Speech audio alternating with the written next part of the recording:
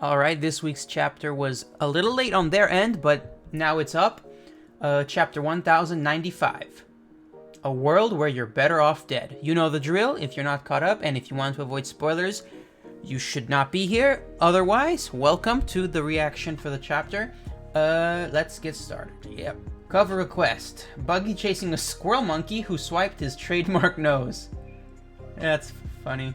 Of course, I've already seen the cover because that's one thing people usually tweet about, and I don't mean to get spoiled, but it happens. And yeah, this chapter is a big one from what I hear.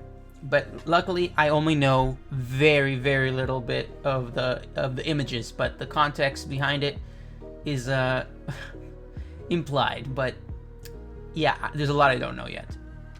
A note from Oda. Recently, I found myself tearing up whenever I watch an episode of the One Piece anime. They've really nailed the wondrous and fun aspects of Wano. I'm so grateful for their fantastic production. Oh yeah, I've already seen that too. Saint Saturn of the Five Elders has landed. All Marines beneath the ranks of Rear and Vice Admiral are to evacuate the area immediately. Do not look back, even a peek will not be forgiven. Huh? He's here already? But how? I've only ever seen him in portraits. What's with all the lightning? He's even above the celestial dragons, and one of them can boss around an admiral like it's nothing. Why would someone so far up on the divine hierarchy come all the way down here from Merijois? A lot of black lightning. This is probably one of the very first times that they've actually acknowledged the lightning out loud. That's interesting. Whoa. He wasn't that big last chapter. The scale really wasn't done well. This is a much different scale. Alright, Bonnie, you've crossed the line. That's Saint Saturn. You've stabbed one of the Five Elders. She assaulted one of the world's overseers. All Marines, take aim. Bonnie? Stop squirming, you pathetic maggots. If I did not wish to be stabbed, I would have simply dodged. Okay, he did his eye thing. And she didn't die from that, but it looked like it was effective.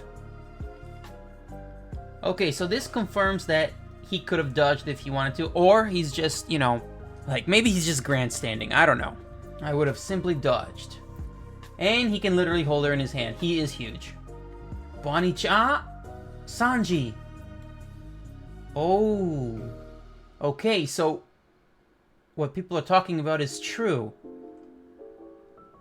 His weapon of choice is his line of sight. Making eye contact with him knocked out Bonnie and knocked down Sanji. His wound disappeared. Yep, his wound disappeared. That is unfortunate. She did that for nothing. And Sanji's still alive and awake, but he took a lot of internal damage, it seems. Like, it looks like a combination, you know, like not literally, but like it just what it looks like. What Sanji just took looks like a combination of Conqueror's Haki and some sort of like shockwave because he's bleeding.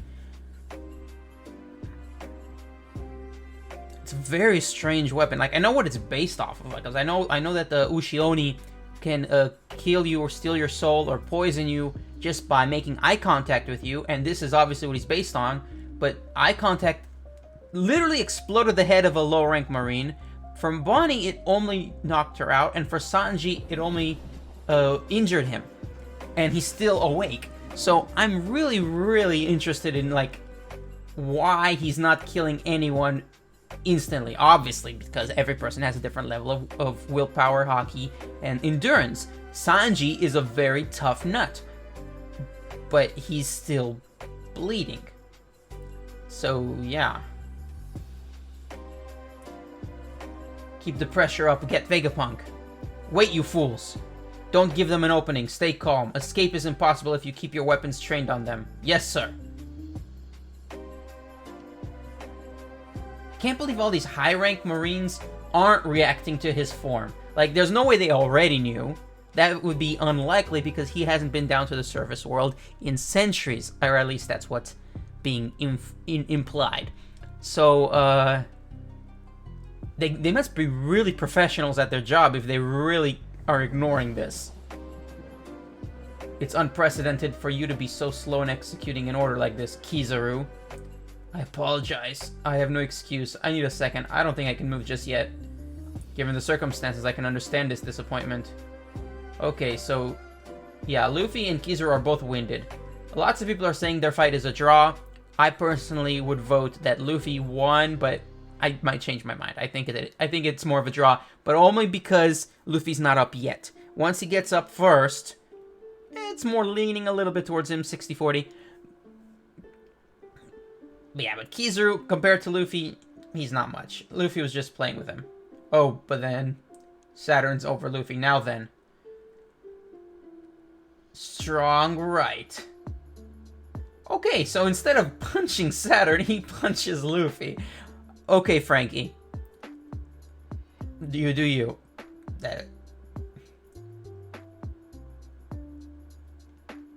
Interesting. So you're the kind of pirates who stick together. Ah, so you're the kind of pirates that stick together. So he acknowledges that there's different types of pirates when it comes to morality and loyalty. Haha, so even the biggest big shots in the world are after our captain's head. Good to know. Straw Hat Luffy, Jewelry Bonnie, your involvement in this affair was certainly unforeseen. However, the coasts have been completely blockaded by our army. If it would be something to see you escape from such a hopeless situation, we shall see what fate has in store for you. The lightning is still being exuded from his location. Vegapunk, your betrayal is a heavy blow. I'm grateful for all you have accomplished for the Navy during your tenure. Now, which one of you is to die first? Tell me the cruelest order possible. I want you to die cursing yourself for daring to cross the world government. Human nature is to blame. Why must people always be tempted by that which has been explicitly forbidden? Ooh. Wow. Wait, stop! Why isn't anybody doing anything? I can't. It's like something's pinning me down. If he isn't using technology, it must be some sort of devil fruit ability. Oh no, Bonnie. Yeah, they're all pinned to the ground, and it's like a hockey aura if I had to compare it to anything. Just my gut feeling. It's like possibly a Conqueror's Haki, or it's just his eyesight from the Ushioni ability. That's fine too.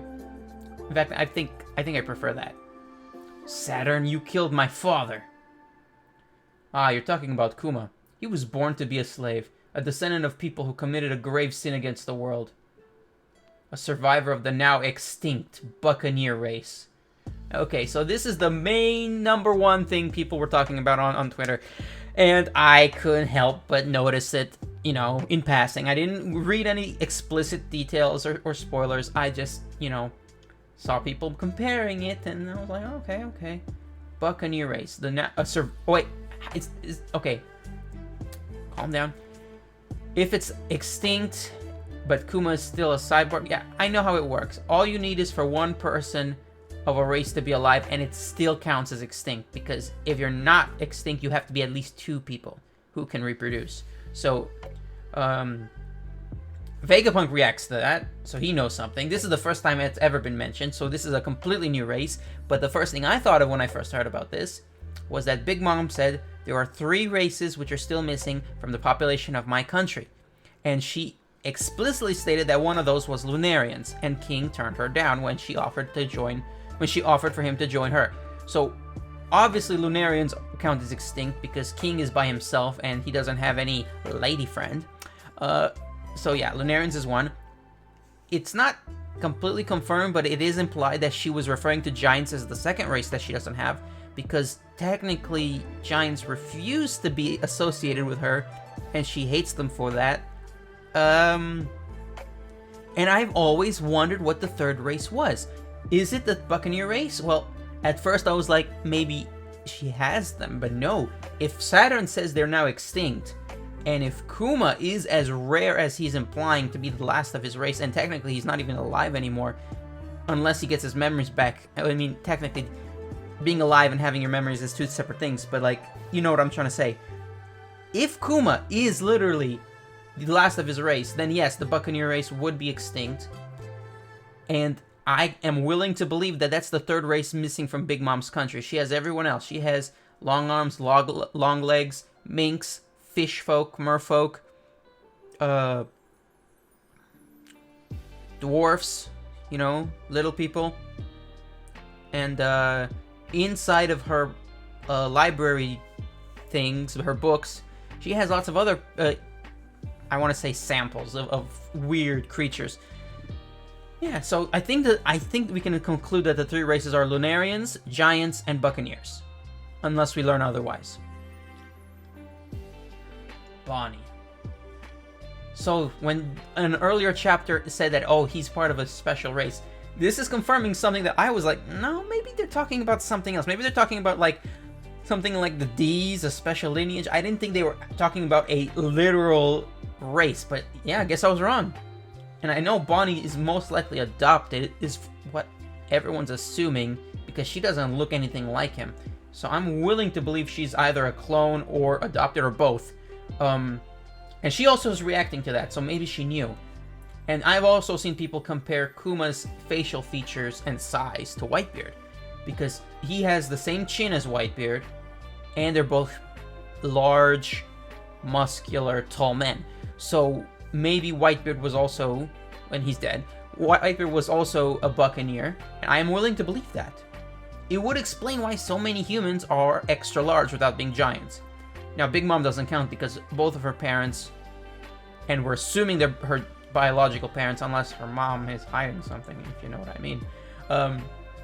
Yeah, Big Mom was some sort of human mutant, but I would rather much find out that the mom cheated on the dad and that she's actually half Buccaneer, because she ended up as big as a giant. Kaido is another story because he has horns just like Yamato, and there is an Oni race being implied but not confirmed, and I'm not willing to assume it's confirmed. Not yet. When I was a boy, I wanted to be a hero, someone who could save people from suffering and grant them their freedom. Just like the legendary warrior of liberation, Nika. Ah, so he told stories of the legend about him to her. All troops, aim for her head. Why aren't you killing her yourself, Saturn? That's so cheap. I'm a little bit criticizing the writing here, but I rarely do that.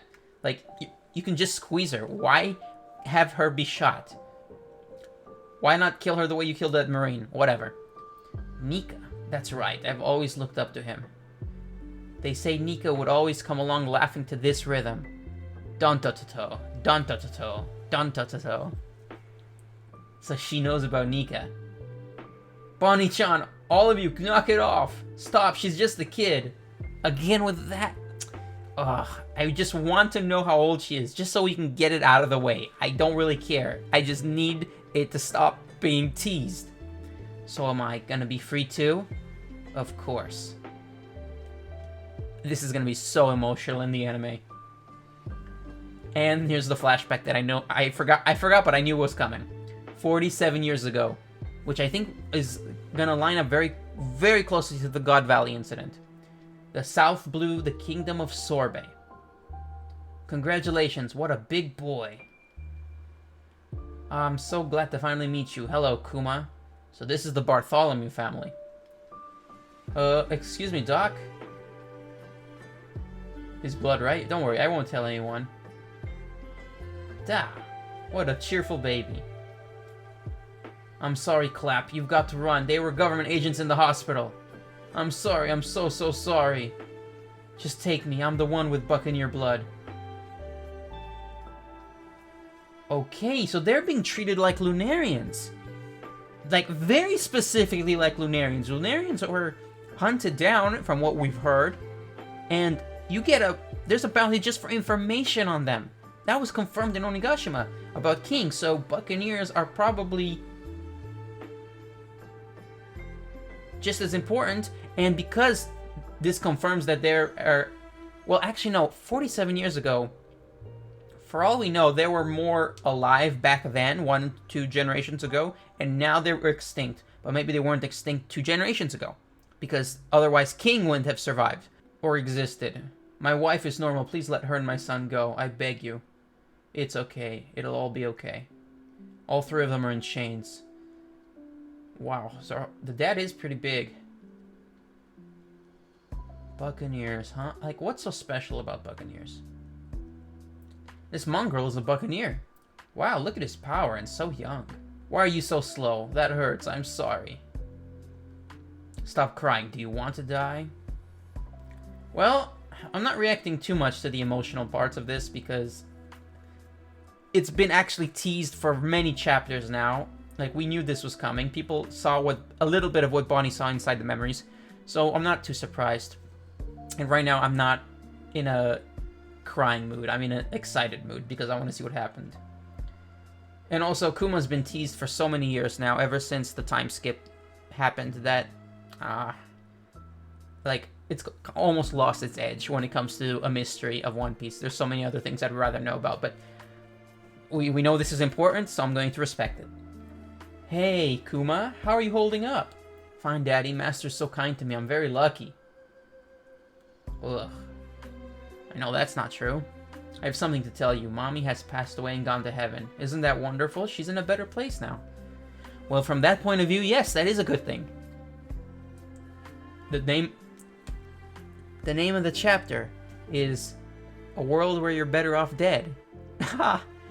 That's sad.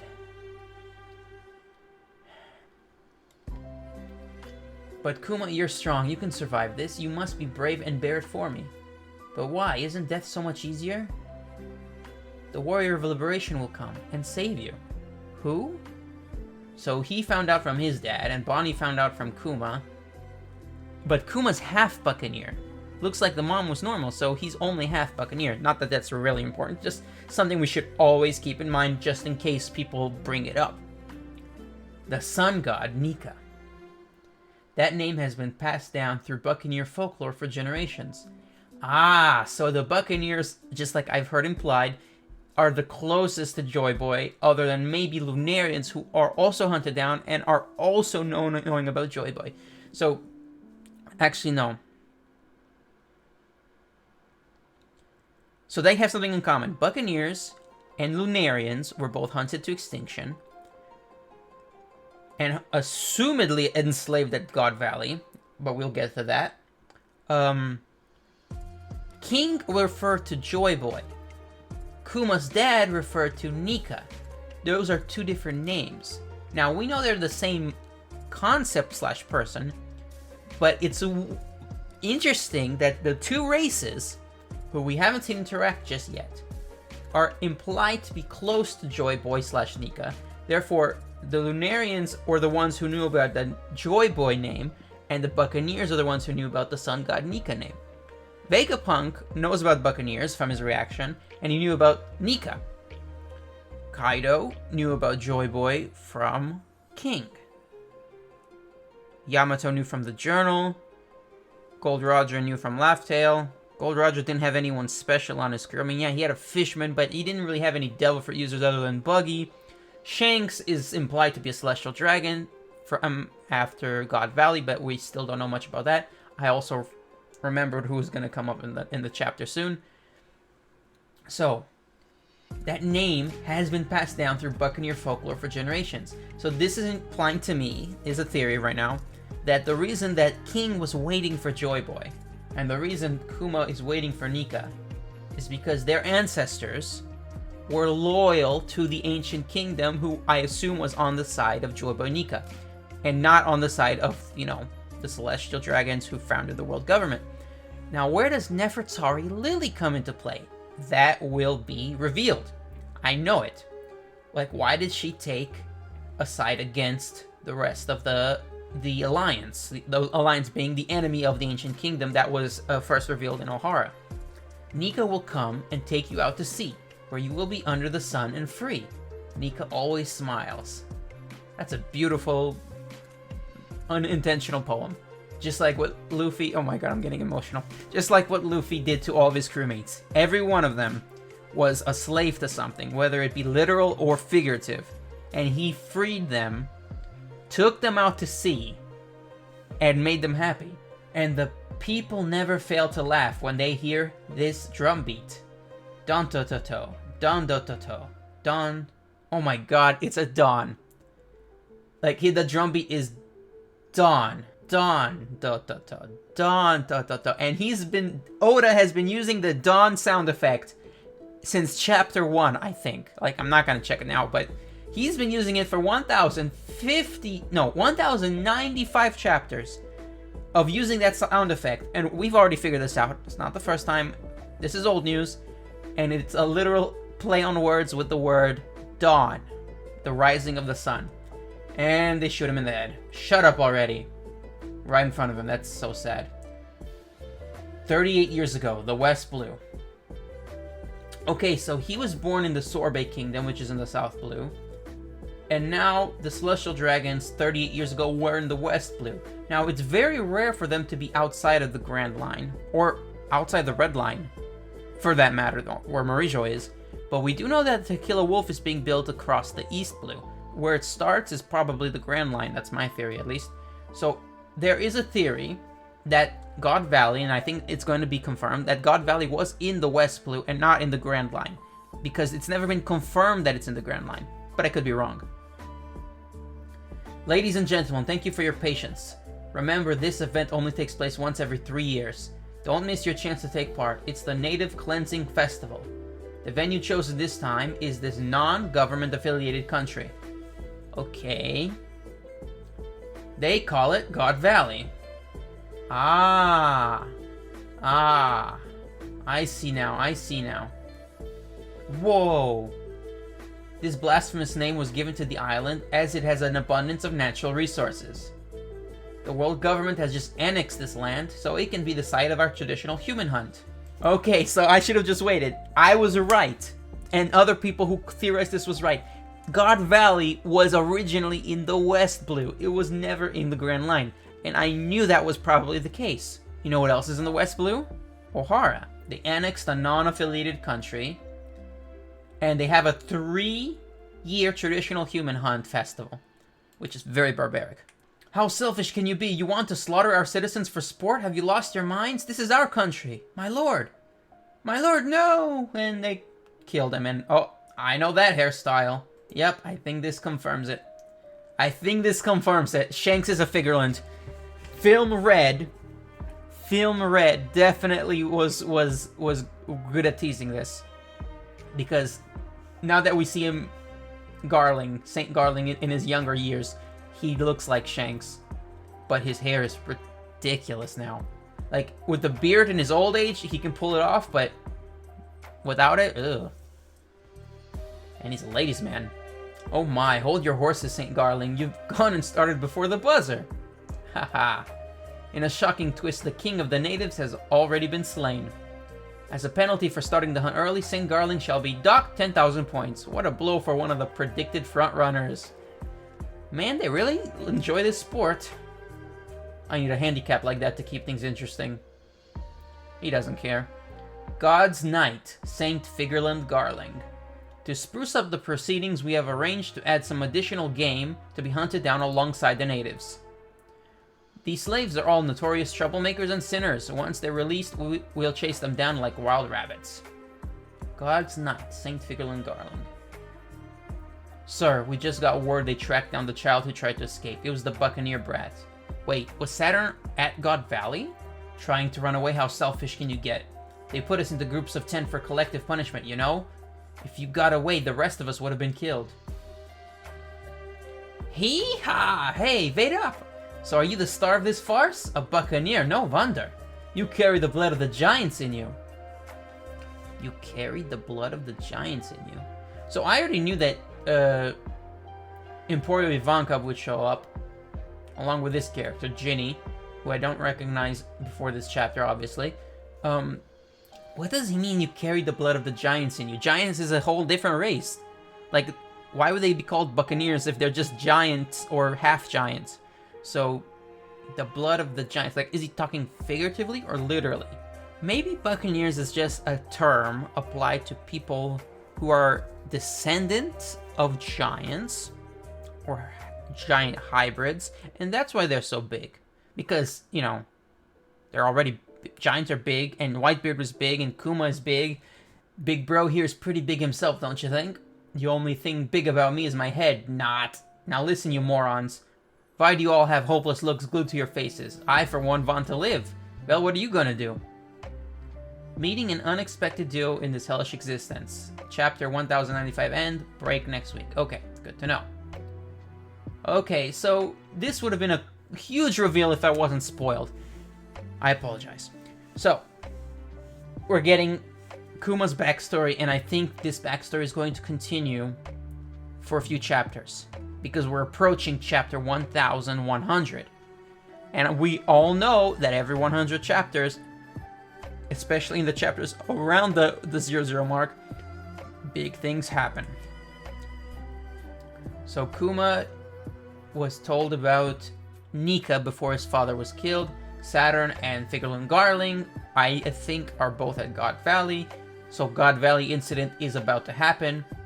So this, I think, is going to be right before the incident, because Garling is here. And we know that Shanks was found after the incident by Roger. So I think the Rocks Pirates are going to show up. And if I remember correctly, the Rocks Pirates, or specifically Roxy Zebek, I think Zebek wanted to take control of the world. Wanted to be king of the world. I think he wanted hostages from the Celestial Dragons. And I don't know what everyone else's intentions are. I just know that Garp and Roger teamed up to beat the Rocks Pirates. Garp was held a hero. Roger gained Shanks. Kuma obviously ended up becoming a king, unless that was propaganda. Emperor Ivankov and Kuma are both here, and we both know that they ended up founding the Revolutionary Army. So Dragon has to have shown up eventually. Ginny, some people are saying Ginny is Bonnie's mother. I mean, it's possible. Others are saying other stuff. I don't remember. So Dragon is going to show up. Rox is going to show up. Roger is going to show up. Garp is going to show up if we get the full flashback. Maybe not. But we do know that this is going to be the start of the Revolutionary Army indirectly, and the start of Shanks being on Roger's crew. Because I'm looking at St. Figurlin Garling. Yeah, he definitely has to be Shanks' father. Like, this theory has been spot on for a long time now, ever since Film Red came out. I don't see any other possibility. Well, that's the end of the chapter. I am really excited about what's going to come next. Really wish I wasn't spoiled. I apologize. Man, Kuma's backstory would have been so much sadder if this was like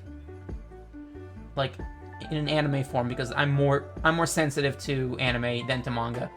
I think the Buccaneer information, now that it's fresh, is much more interesting to me than the God Valley incident, because the God Valley incident has been teased for years already, but this is the first time Buccaneers have been mentioned in this specific chapter. So the blood of giants, you carry the blood of giants in you.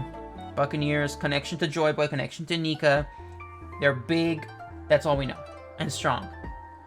So some people are wondering if Whitebeard's Buccaneer, maybe. Luffy, Dragon, maybe. I don't know. So yeah, we ended the chapter. Thank you guys for watching. Please consider liking and subscribing, and don't forget that I have every 12 hours a One Piece trivia question on the community tab of this channel.